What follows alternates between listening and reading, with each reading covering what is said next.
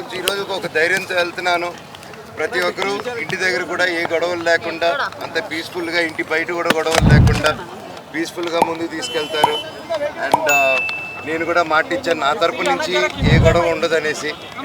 So ప్రతి ఒక్కరికి, అలాగే దెబ్బ తగిలిన మీడియా మిత్రులకి అందరికీ సారీ చెప్తున్నాను. అలాగే మా అమ్మగారు హాస్పిటల్లో లేరు.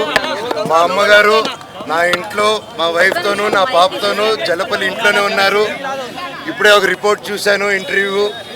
మా అమ్మ హాస్పిటల్లో అడ్మిట్ అయి ఉన్నారని చెప్పారు. దయచేసి నా పాపను వాడారు, నా వైఫ్ పేరు ఇంక్లూడ్ చేశారు, నా పాప పేరు ఇంక్లూడ్ చేశారు. ఇప్పుడు మా అమ్మను అడ్డు పెట్టుకొని హాస్పిటల్లో ఉన్నారని అబద్ధ ప్రచారాలు చేస్తూ అడ్మిట్ అయి ఉన్నారని కన్న తల్లి మీద ఇలా చేయకండి. మీకు దండం పెడతాను. కూర్చొని మాట్లాడుకునేదానికి నేను ఎప్పుడు సిద్ధమే. థ్యాంక్ యూ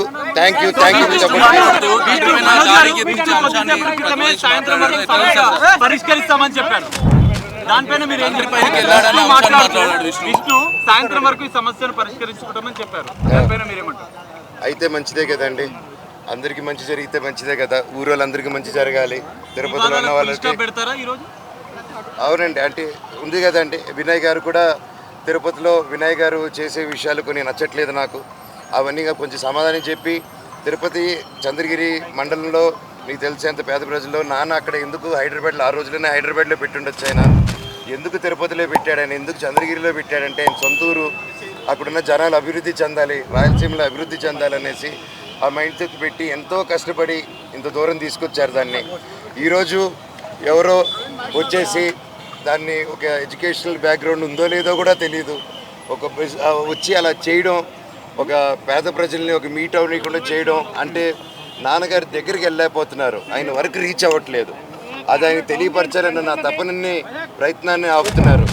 సో ఇవన్నీ డిస్కస్ చేస్తే విద్యా సంస్థల గురించి మీరు పోరాటం చేస్తామని చెప్పి మీరు చెప్తున్నారు, కానీ అంతర్గతంగా ఈ ఆస్తి వివాదాలే వివాదాలకు కారణం అని చెప్పి ప్రచారం జరుగుతుంది. అది మీకు కూడా తెలుసండి, మనోజ్ అడగడని.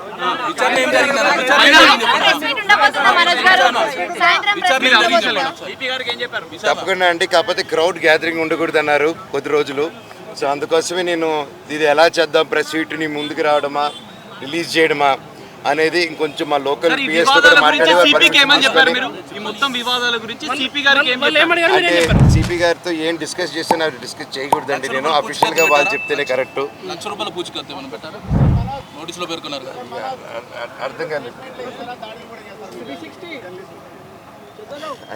మీరే తెలియదు.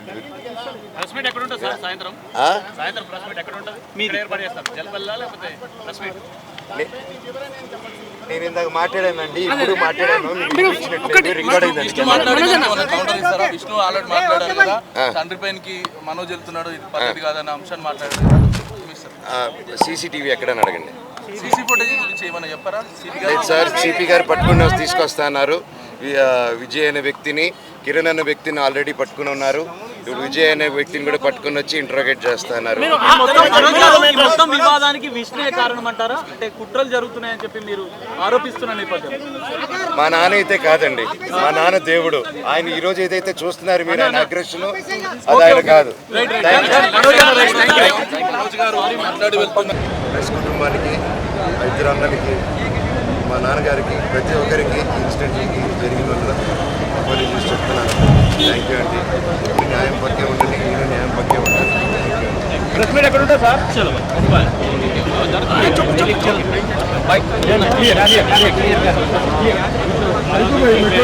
సార్